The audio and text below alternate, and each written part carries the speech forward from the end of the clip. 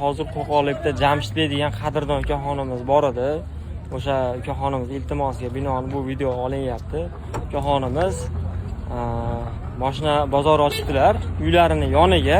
Shu reklama qilib bering aka, iltimos qilinglar. Yo'q deyolmadim mana.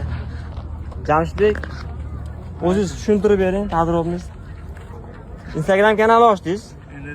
Katta bolalar avto degan, ha? Xo'p, qanaqa mashina sotasiz? Xizmatlar qanaqa? Albatta, sotib berish xizmat bor. Sotib berish xizmatlari, ha? Olib fotoyam Olish xizmatlari. Joyimiz bor o'zimizda. Tushunarli. Telefon raqamlaringizni qo'yamiz, aloqaga chiqishaveradi. Bo'ldi. Obunachilar Jamshidbek telefon raqamlarini qoldiraman, deyman, aloqaga chiqaverasizlar. Sotib berish xizmati ham bor ekan.